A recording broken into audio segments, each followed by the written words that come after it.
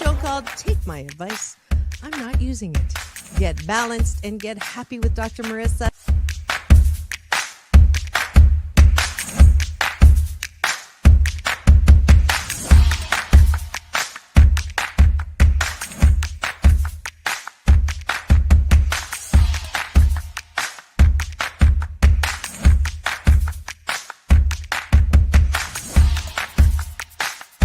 And this show is about hope and happiness. So there's no gossip, no scandal. Instead, I want you to focus on your own reality show and how you can be happy 88% of the time. So I have shows and topics.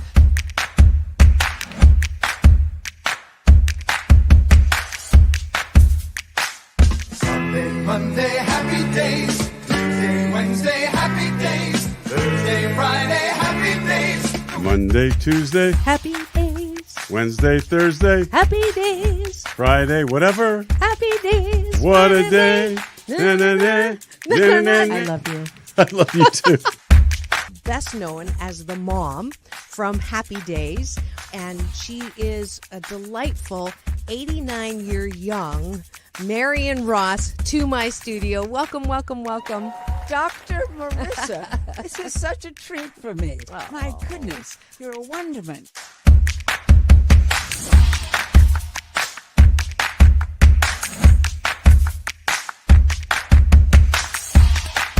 Which is exactly the kind of guest that I like. Those who have gone through life, good and bad, and then taken those experiences to alchemize them into the person they are now and doing good on the planet.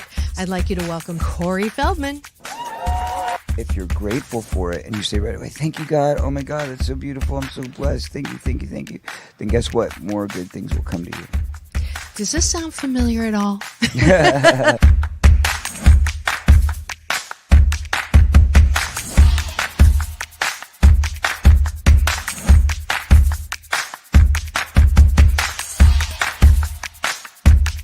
She's back again to mark my Cancer Awareness and Prevention Month show. Please welcome Fran Drescher. Hi, Fran. On and supporting cancer schmance. I really appreciate it. So what would you say are some of the biggest myths, Fran, that people have about cancer? Well, I would say that they think that there's a cure for it.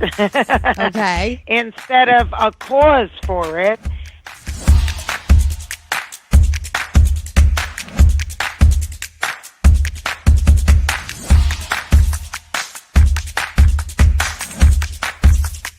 This is the first call-in show when I get to be Dr. Marissa, the kinder, gentler Dr. Laura.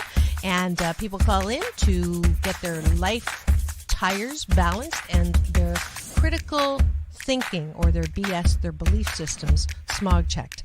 And today I am delighted to have Malie calling in from Birmingham, Alabama. We could go 90 days and then end up having terrible sex. And then you say, well, the relationship's not all about sex. Well, if I'm not getting great sex from you, then I'm going to get it from somebody else. Right? That moose just got put on the table. And I see Josh and Jim. I have to agree You're with Clyde. both nodding. Ramon's sort of half nodding because his wife's listening. But I understood what was going to happen if Muhammad Ali's youngest daughter, made public that I was going to become a boxer. So I wanted to make sure this was the path that I wanted to go down. you are absolutely fabulous, beautiful inside and out. And I'm giving you Dr. Marissa's Beneficial Presence on the Planet Award today. Thank you.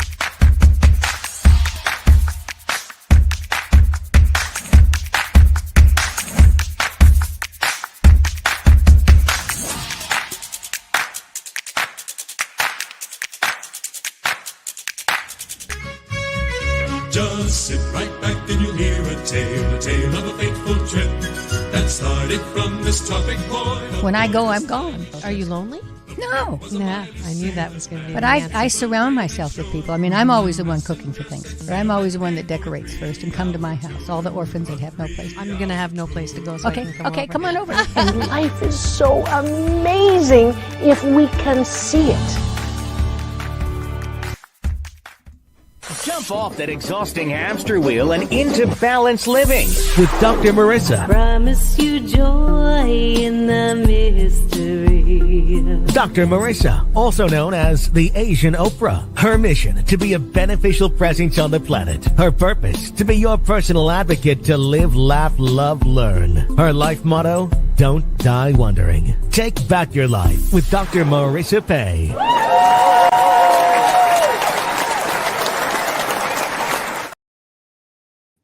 And welcome. You're tuned into Take My Advice. I'm not using it. Get balanced with Dr. Marissa, the morning show here on NBC News, CNBC News, and NBC Sports Radio station, KCAA, AM 1050, FM 106.5, and streaming everywhere.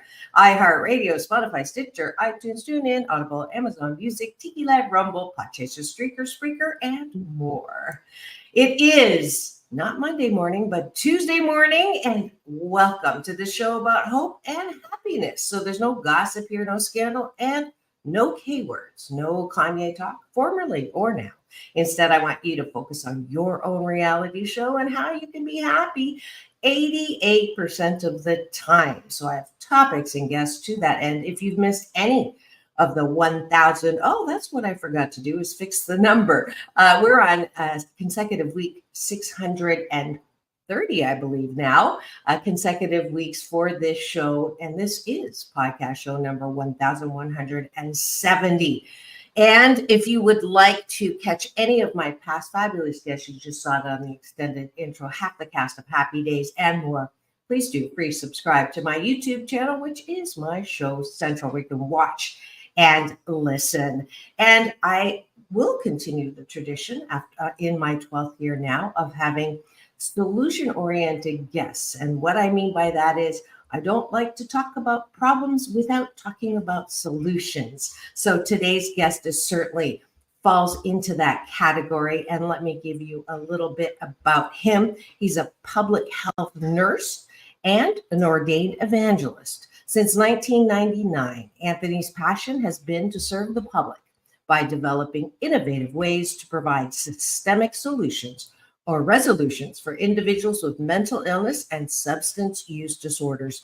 His book, From Park Bench to Park Avenue, maps a way out that can help those who identify with those who want to help. Please welcome to my studio, Mr. Anthony Brown.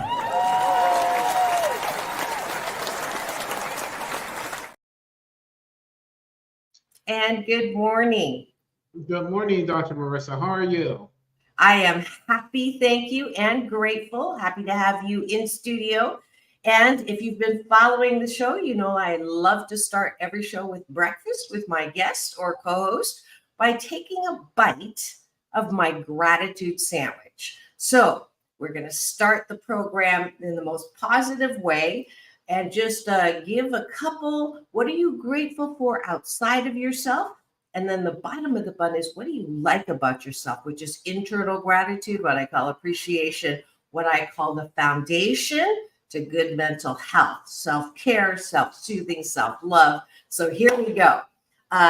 This morning, I am grateful that I got to spend a holiday weekend with my grand dog son, Frenchie named Pablo. And if you haven't seen my social on Instagram, Doc Balance, or Dr. Marissa everywhere else, you'll get some pretty funny clips to enjoy. So I'm grateful that I had visiting family from San Francisco. What are you grateful for, Anthony? I'm grateful for my friend barbecuing all the food yesterday, and we went out and fed the homeless. I'm grateful that people wasn't shy to come up and get something to eat and walk past their fears and stigmas. So that really made me appreciate life a little bit. Wow, that's awesome, Anthony. I am grateful that, I get to go to China to lecture at 2 universities, and just heard from the Beijing Women's Network, and they're going to do a spotlight dinner in my honor. So I am super grateful. One more from you. I am grateful that the nursing board is allowing me to take the test to become a nurse practitioner. Giving into my background that I'm going to probably share with you. It's a blessing that the doors are opening and I'm capable of walking through. So I'm grateful for that opportunity. Yay! That sounds wonderful. And I look forward to hearing your story. And I don't do pre-interviews on purpose because I don't want to leave anything on the rehearsal floor. So I'm grateful for the ability to have this show to get to know really interesting people. How's that? Let's go to the bottom of the bun. And these days, I'm grateful for people like my honorable moniker, Oprah. I was actually introduced to Oprah as the Asian Oprah, who brought to the forefront issues and opportunities like improving mental health. The downside of that is I hear more and more people reaching for things outside of themselves to make them feel better, usually approval from other people. So I do the bottom of the button called appreciation, because I don't want you to walk around with antenna looking for who likes me, especially in social media, literally liking. But what do you like about yourself? Because frankly, my dear, if you can't approve of yourself, how the fork do you expect anyone else to approve of you? So what do you like about yourself is the question. I see eyeballs rolling into the studio. You're welcome. If you're driving, please don't. But when you land, please do go to my YouTube channel and write down, what are you appreciative of yourself? Because it is so important to self-care. All right. I like the fact that I am not shy. Sometimes I say I'm shy. Sarcasm is another service I offer, but I appreciate that I have lost the shame as an Asian woman, since it's AAPI month, to be quiet. And for a long time, every time I did open my mouth, I would feel the ancestral, you shouldn't be talking, the nail that stands up is hammered down. And I appreciate that I got over that. Anthony, what do you like about yourself? Everything. No. Yes. What I like about myself is the fact that I am willing to listen to almost anything. I'm non-judgmental. I maintain an open mind and an open heart. So I'm more than happy to be of service. And I like that about myself. I'm not afraid to jump in anywhere and do whatever it takes. Absolutely. On Saturday, I spoke and I said, I'm 88% fabulous. And people were like, oh, they didn't hear the 88% part, right? But it really is. We've gotten so horrible around condemning people who know who they are and they know the good parts of themselves. And so I'm one woman band to try to change that one. But thank you for joining us for breakfast. This is a good life habit, a discipline that I love. If you would adopt as a habit, first thing in the morning, gratitudes, last thing at night, instead of this MS scrolling, meaningless scrolling, you would plug your phone in another room and fall asleep thinking about those things that are good about you and good about life. And that's it for breakfast today. Thank you.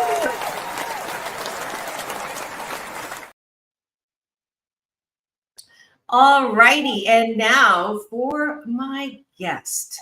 I read you his formal bio, but I'm going to ask you a question now. I don't have an answering machine. I have a questioning machine. And when you call me, it says, who are you and what do you want? So, Anthony Brown, who are you in the core of who you are and what do you want? Okay. Well, first of all, my name is Anthony, and I am an individual that have been dealt a certain set of cards. In the beginning, didn't appreciate them, but later in life, I learned to understand that nothing in life happens without a reason. And so from my history, I was able to benefit others in my future. And that's who I am. I'm just an individual, just as everybody else, navigating life as it presents itself. You know, if I was to say everything was great, I'd have to hide my superhero cape because everything is good. You know, life is life. And so that's basically who I am. Awesome. And the second question was, what do you want? what do I want? If I had a wish, okay, I would wish to be able to be an example of contentment long enough in somebody's life so that they could be able to feed it back to others. That's what I would like. Beautiful. Very, very beautiful. So let's go back to the beginning, because and we only have, well, we have less than an hour now, but I don't want to miss the important stuff, because I absolutely know that you have enough experience and wisdom to be able to point the way for solution to something that is on everyone's mind. I don't know anyone who isn't impacted either personally or just driving and seeing tents or seeing, discarded whatever, and homeless and homelessness have become, commonplace words. So let's start at the beginning. Where were you born? And give me a little bit of that. That would be wonderful. Okay, I was born in a small steel town in Ohio. I have two sisters and one brother. Single parent raised. Family drank a lot. I come from a really violent background where that was normal. At the age of 9, we found my mother laying on the floor. She had got shot in the head. So that helped feed into a little trauma that I had the privilege, and I say privilege because it's an experience that I carry through in life. I ran away from home at 14, got addicted to alcohol and drugs, and had no coping skills. Spent most of the 90s in prison, and from the age of 14 to 37, I was homeless out there surviving. That's where I come from. 14 to 37. So that's 23 years where you didn't have a home. I'm guessing you didn't have a job. Right. I had no job skills. I'm really open about my life because I want people to know that no matter where you come from, you can become somebody, or you can go some places. And the only thing I was trained to do or conditioned to do was to hustle, which meant get whatever you can, however you can. And that turned into attempting to sell drugs. I say attempting because I always got arrested. And so I was never good at that.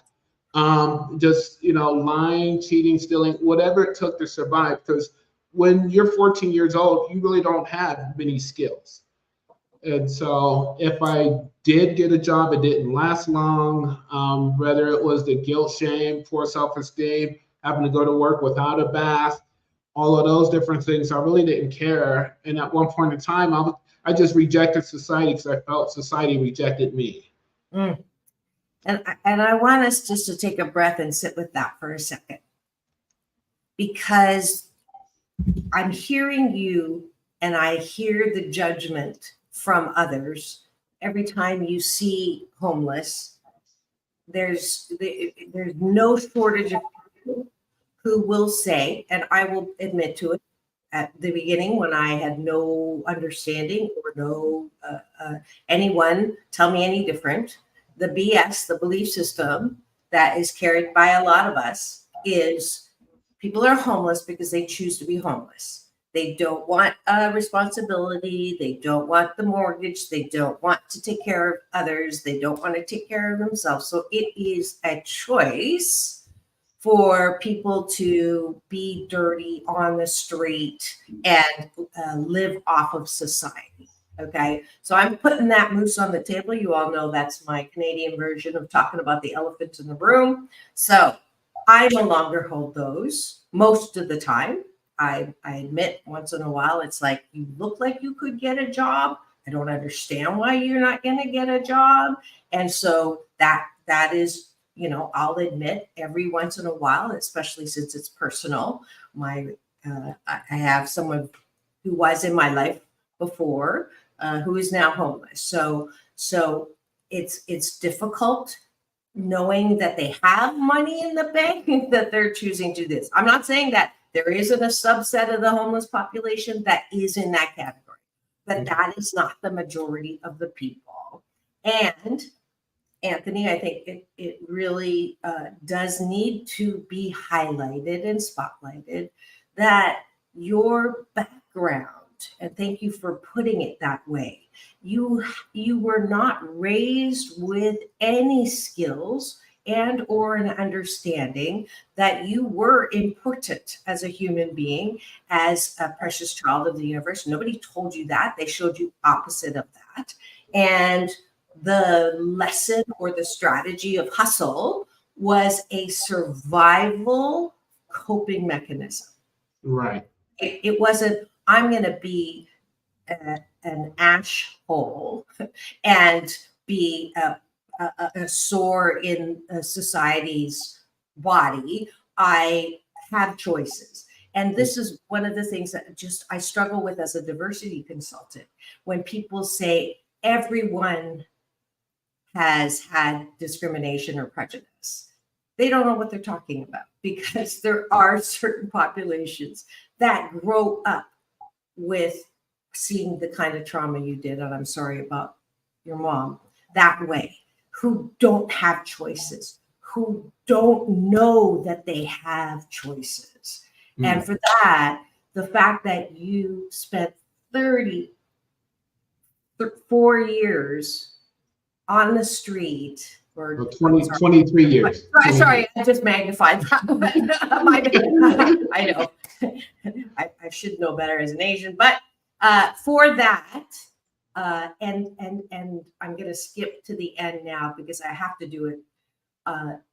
Knowing that that's a long time. That's a lifetime. And there are many who would just, I am a product of the system in a negative way, and I just don't want to do anything different because it's too hard. Not only did you come out of that, but now that you listening to what you want to do, I want to give you Dr. Marissa's Beneficial Presence on the Planet Award, so I don't forget at the end.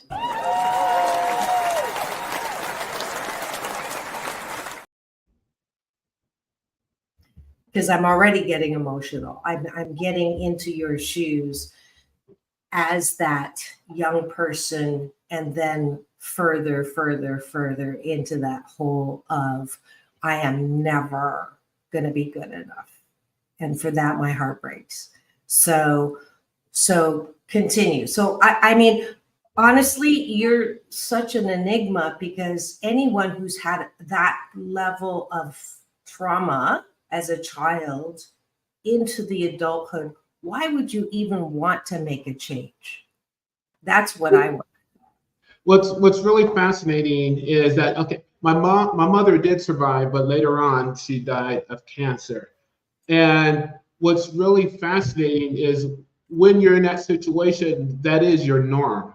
That's what you think is norm. And I've been, I guess, on this side of tracks, or being not being homeless for the past 24 years. And so I was able to get educated and I understand more about the dynamics and everything behind that. And I always smile because some people, when you're born, and I'm a nurse and I had the opportunity to be in labor and delivery, and I seen babies born and all that stuff. One thing we don't give parents is a guide on how to raise a child. You don't get that. And so you raise your child the best way you know how. Unfortunately, when you're in, especially in the 60s, when you're in a lower socioeconomic environment, you don't get to read books like the one that Dr. Spock wrote. You know, you get hand-me-down information, you do the best you can, which is great. And yes, I got out of it. And this is why I share my story, so that other people who think they can't. And so moving through it, it's an experience. And as I go through life now, someone asked me once, would you change anything? And I said, no. And why wouldn't I? Because I have empathy and compassion when I work with my patients, as well as everyone on a level in which a lot of people don't understand. And so as I went through that, I spent years out there, and then finally, I didn't even know. I used to go by, I don't know what's wrong, but I know something isn't right. That was my thing. And if I'm not given an example of what's different, then I don't know anything different. And so it took a police officer to do something different for me to realize that there's something different. And what that looked like, instead of him arresting me, he asked me if I wanted some help. And I'm like, when he said, do you want some help? My thing was, is there a problem? Because I didn't know. You know, I lived in that fishbowl of reality, and that was my belief system. He goes, yeah, you know, there is something wrong with a 37-year-old man living your life. And I was like, okay, well, what am I supposed to do? And then he guided me through treatment. I got clean, discovered a loving relationship with my higher power, who I choose to call God, and life just rocketed. Wow. I mean, the stuff I'm doing, it's just crazy, Dr. Marissa. Wow. So let me I love, you know, making sure I understand, and especially new things.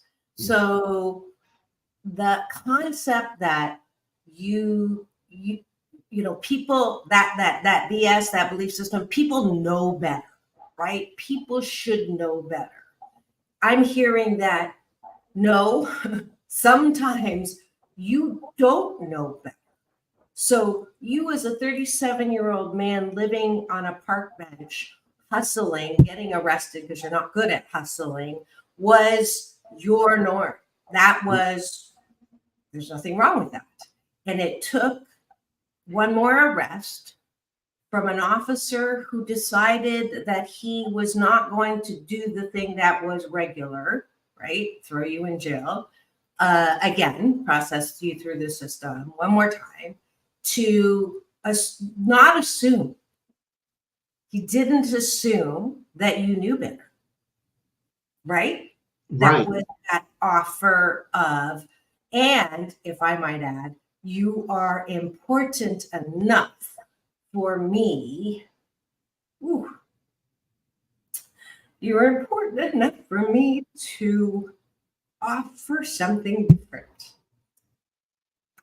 So if you're out there and you shake your head every time you see homeless, or you make sure that the hotel where you doesn't get converted into a homeless shelter, or you complain about, I would challenge you to hear this again from Anthony.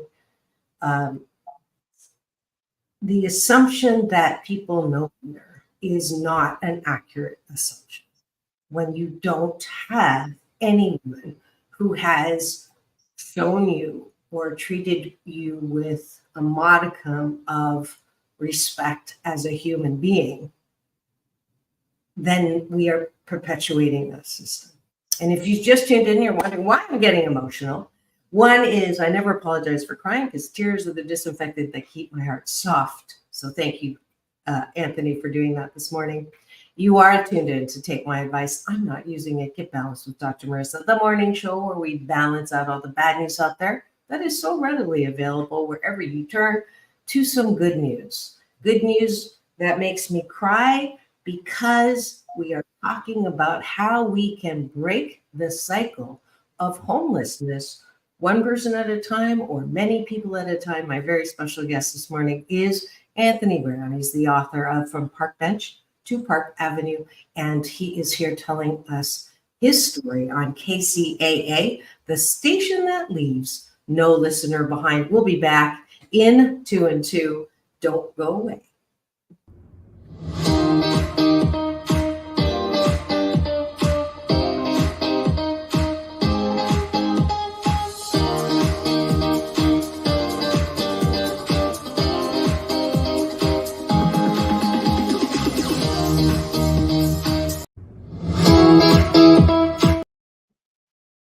We're back You're tuned in to Take My Advice. I'm Not Using It. Get Balanced with Dr. Marissa, the morning show here on KCAA, NBC News Radio, home to the Asian Oprah, and streaming everywhere, iHeartRadio, Spotify, and of course, Show Central, my YouTube TV channel, where if you free subscribe, you can tune in every weekday morning. You'll get an alert and hear from people like Anthony Brown, my very special guest today, who is the author of From Park Bench to Park Avenue, and he's been sharing his story and solution on how we all can break this cycle of homelessness.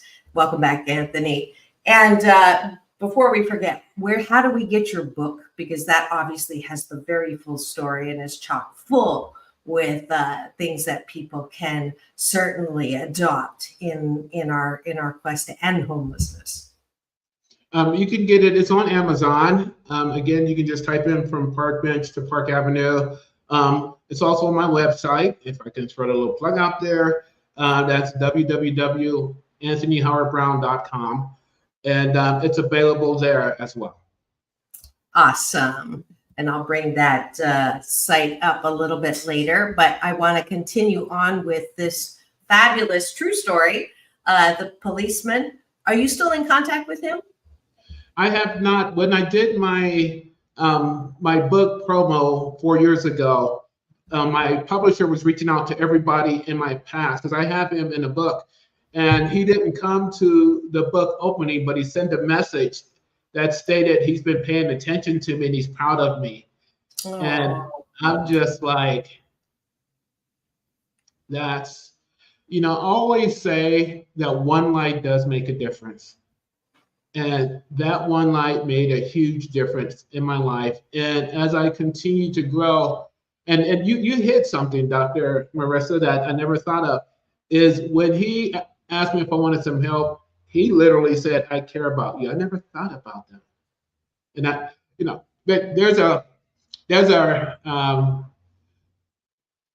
there's a rumor that says real men don't cry, and I got misty-eyed. So I'm just saying. I love it when my guests cry. Yeah.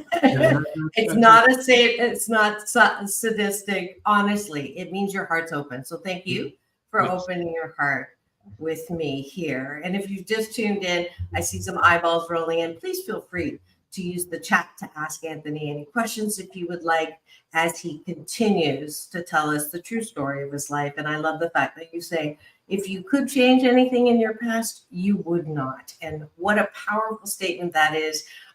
You're preaching to my choir, absolutely, because everything that happens is for our divine and best good. Sometimes it hurts a little more, but that's the chiseling that we get to experience to become the beautiful sculptors that we are.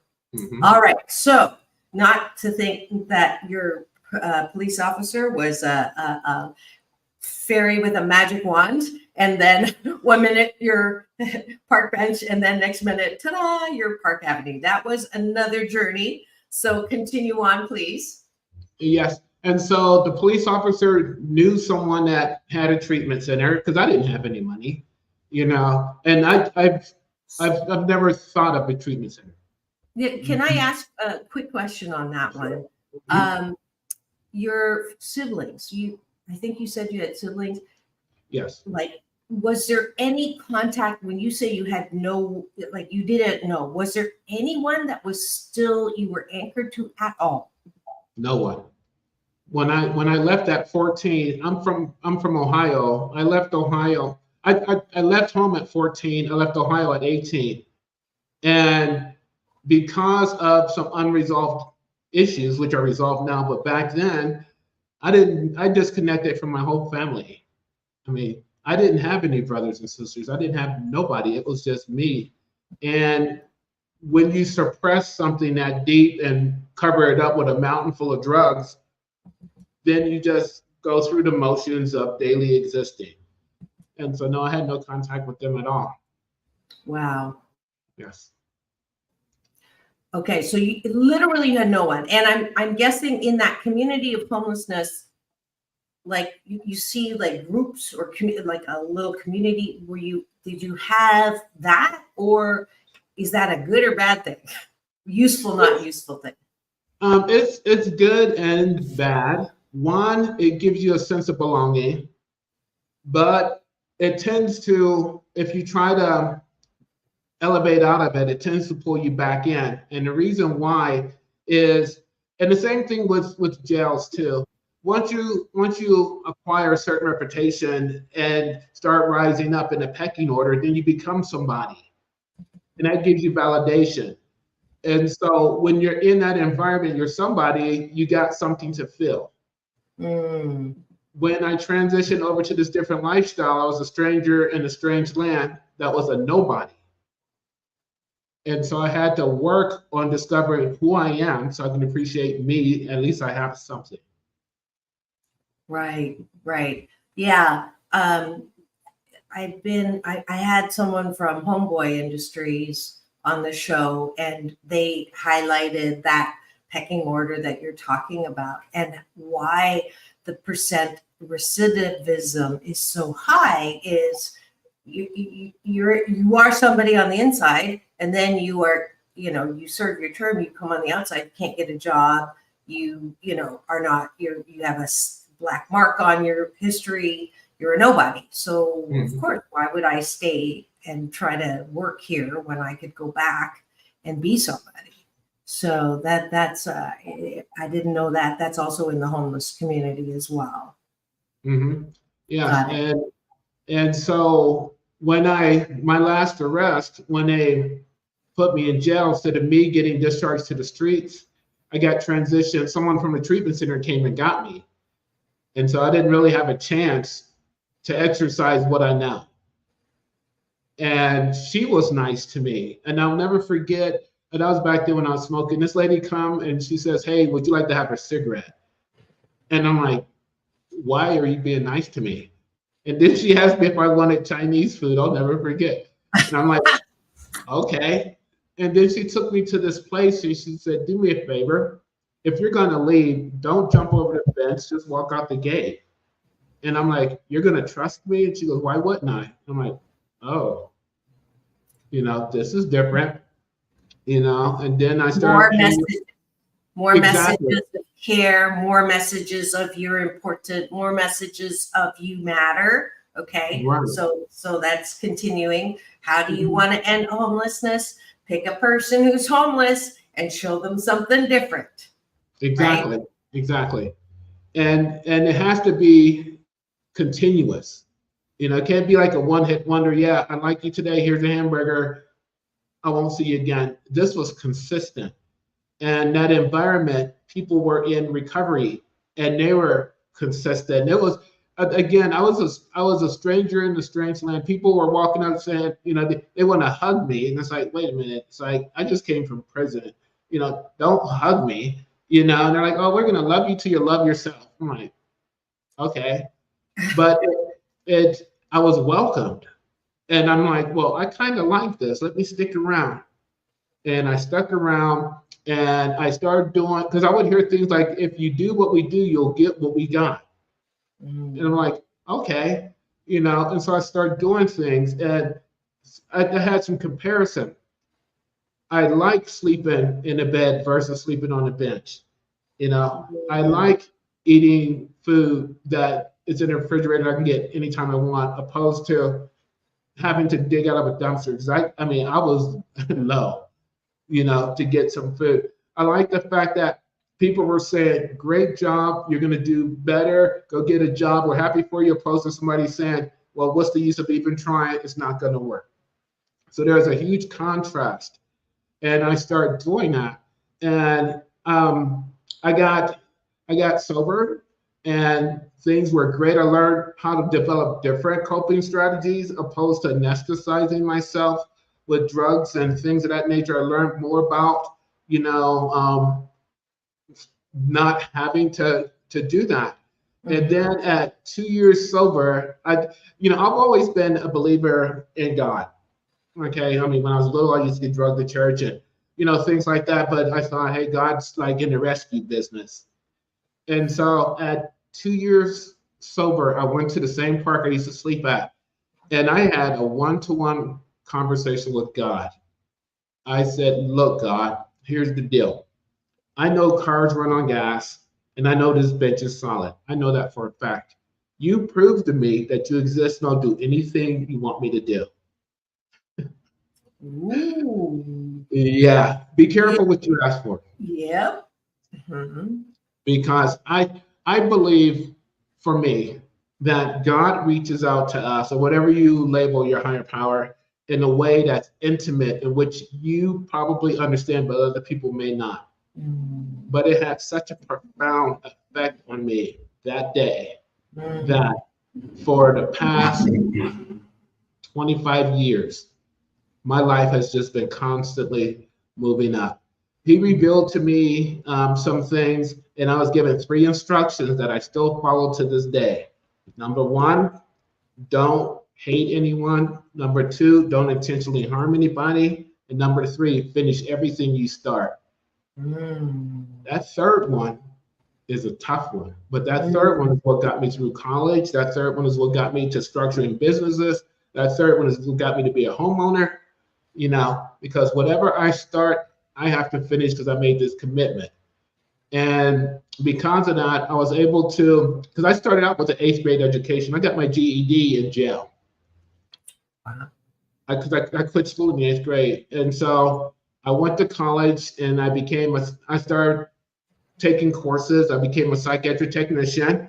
And I started hanging out with different people that would give me different messages. Instead of, no, they're not going to do this for you, people would say, just give it a try. And if it doesn't work, we'll try it some other way. That's the message I was getting. And so I went to school. Because I have felonies, people thought, well, they're not going to give you a nursing license, but my higher power thought different. And so I did the footwork. I went to school. They gave me a psychiatric technician license. And I said, okay, well, let me continue to go to school. Then I got my associate in arts degree, and then I continued to go to school. I became a registered nurse. And it's really fascinating because my experience got me through my registered nursing thing. Because when they gave me my license, I'm a registered nurse in California and Ohio. But when they gave me my license, they said, we'll give you your license, but we'll put you on probation for 3 years. And when they said, well, we'll put you on probation, I smiled and I go, you know what? I'm used to probation. This ain't nothing. And so I was successful in that. And that's what I mean by my past helps me with my future. And so I became a registered nurse, and I continued to go to school. I got my bachelor's of science degree in nursing. And then recently I went to school and I became I had my master's in nursing. And in the middle, I became a certified addiction treatment counselor, anger management facilitator, domestic violence counselor, business owner, et cetera, et cetera, et cetera. Wow.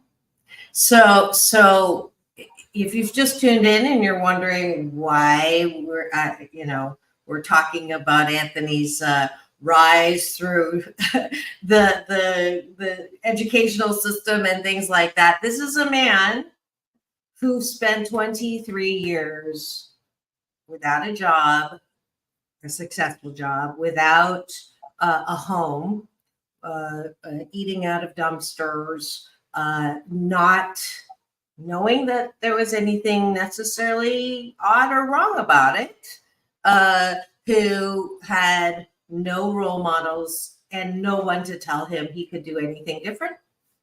And then he was arrested one more time because he was horrible at hustling. And that policeman asked him a different question and said, what did he say exactly? Can I help you? I think it was. Yes. Can I help you? Yes. And with that one question began the seed, which I'm going to call Anthony's understanding of who he really is, with the support by the main man upstairs, or I call my God, by the way, my UPS man. He's my universal power source, and he delivers every morning when I meditate. So it is the same God of my understanding, just labeled a little differently. I am allergic to religion. A lot of you know that because of the condemnation and the judgment and all of that goes with many religions.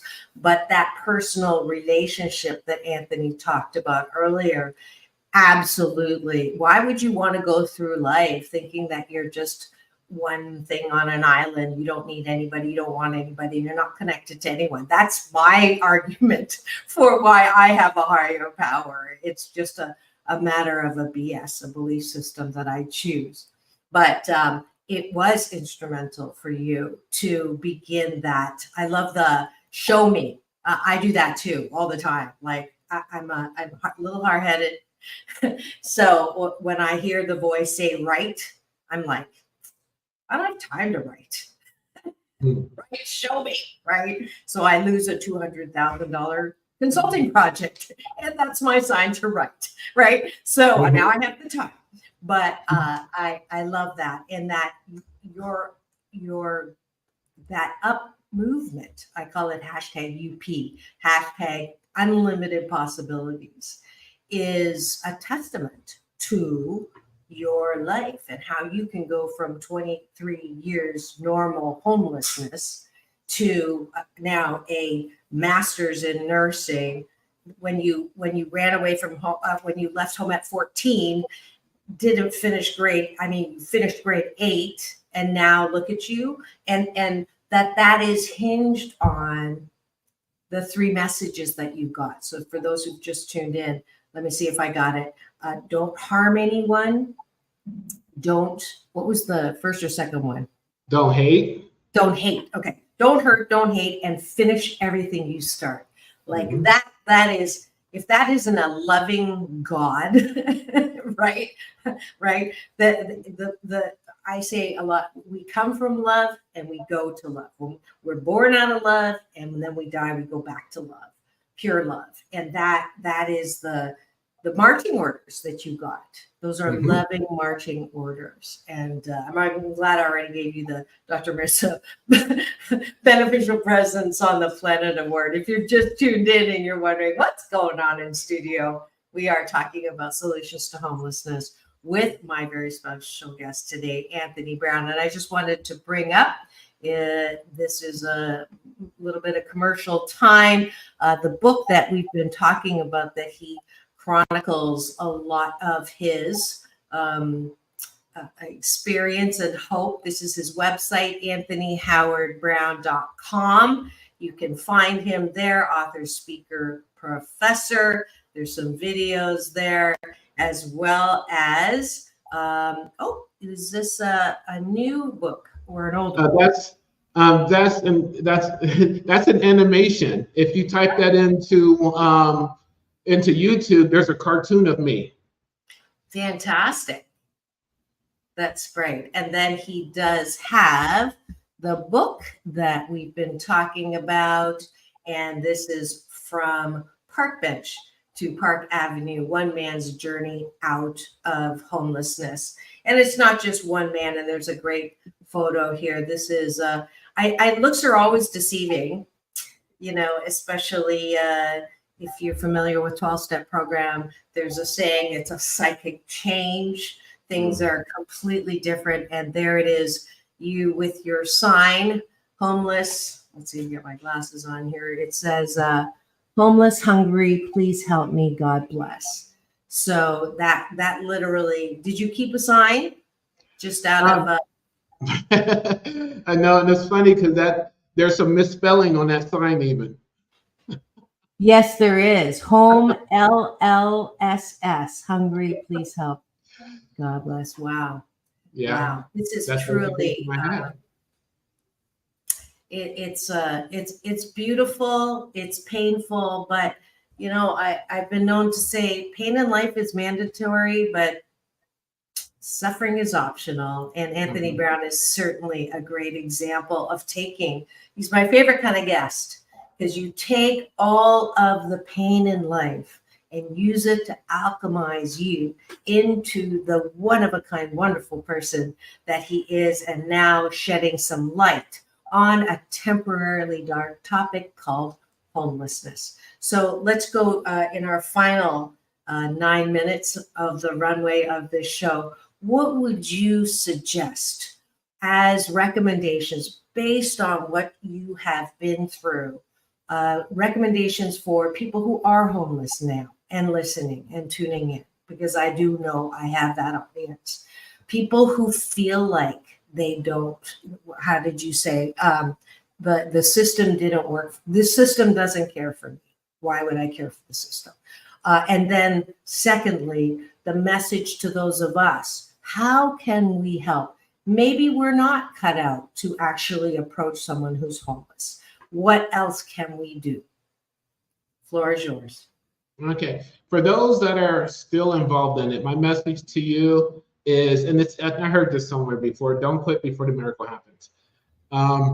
I do believe that deep down inside every one of us is this strong desire to want to thrive. That's there, you know, and there's always little windows of opportunity. And when that window happens, go for it. And, you know, learn how to communicate, you know, even if you show up at the same place all the time and see the same person, you know, people out there is not the enemy, regardless of what you think. And I'm pretty sure, because I've experienced it, I know you're not the enemy. It's just my life is miserable. But when you look at me a certain way, then that reinforces the fact that you don't care. You know, I smile every now and again and know that things can happen. Now, when you get that opportunity, you have to take it. Sometimes you have to change people, places, and playgrounds. Sometimes you have to say, you know, I appreciate the fact that we were over here at the campsite together. However, I'm moving forward, you know. And if you're out there in the streets, take advantage, but don't take advantage of the help. What I mean by that, if it's there, take it, but don't abuse it, because that makes somebody not want to help the next person. You know, there's and it's really fascinating on the other side of the spectrum, you know, for those, because I'm in the healthcare field. Some people may be experiencing anosognosia. They might not even know that they have a problem. And so it's up to us on the healthcare side to say, you know, I understand that I'm going to help you regardless. You know, dismiss my own personal bias and do what I'm trained to do. Be an advocate for the homeless people. Be advocate for everybody. You know, not just the homeless people, but for everybody. Try not to, and then you got to take care of yourself. I think that's really, really valuable, because I work in behavioral health, and I've been working in behavior/mental health my entire 20 years as a nurse. And one thing I find, sometimes it can be taxing, sometimes it can take a lot out of you. So take care of yourself. I love meditating. I really love that. I learned that when I have a quiet mind and a peaceful heart, I can hear God's whisper. And so I do what I can, and I focus on little things like the breeze going through the trees. I focus on the leaves falling to the ground, and just let go of whatever's going on and carve some time out for yourself. And so things like that, because if you're not in a good situation, then how can you bring somebody to a better situation?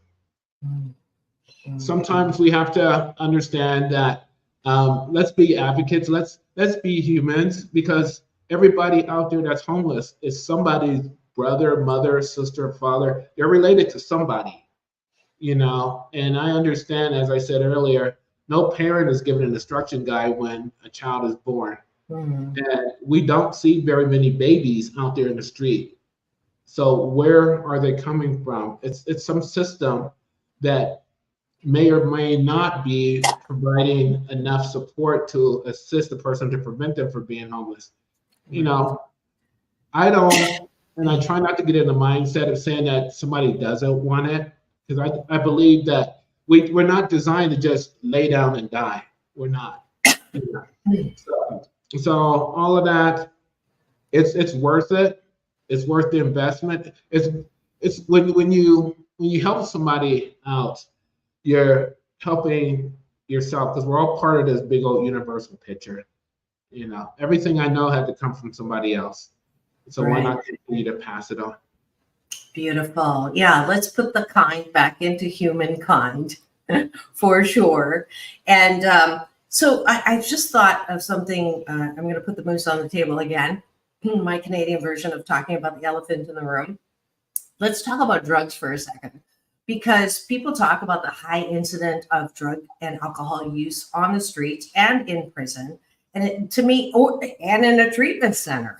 I mean, I've heard that. I'm like, how is it possible that the reason why there is so much abuse of drugs and alcohol by those populations, and I'm making an assumption, I could be wrong, but that's the perception, right? And the news that I hear. Is it possible that it is to anesthetize the horrible feeling of self-unworthiness, or I really don't matter, that horrible feeling of what's that word I'm looking for? Of not being seen. You're invisible, right? You really don't matter to the point where you're invisible. Is it possible? Because when you said anesthetizing, I think that's what triggered this question.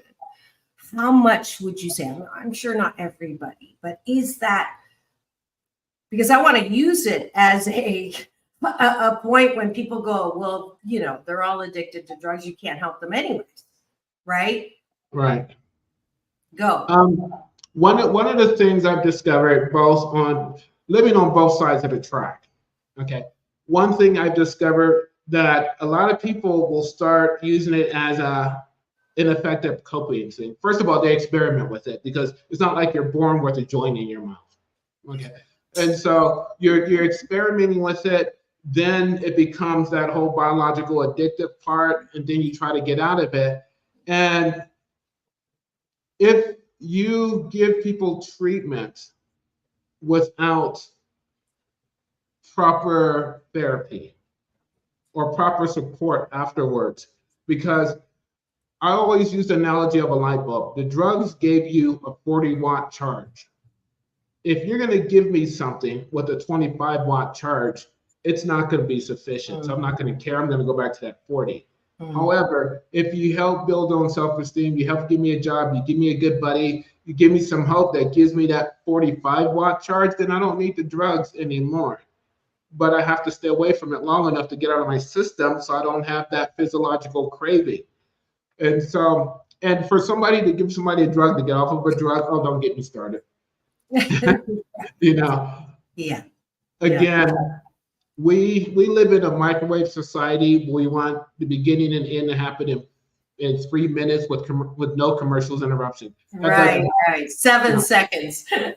And speaking of which, we're going to have to close, and I don't want to cut you off anymore. We have 1 minute left. I just want to really thank you, Anthony Brown, for coming to the studio, sharing your experience, strength, and hope in a big way that is helpful to all around this whole self-worth, homelessness, and solution. Thank you so much, Anthony, for coming on and being a guest here with Dr. Marissa. And let me give you a little bit of applause here.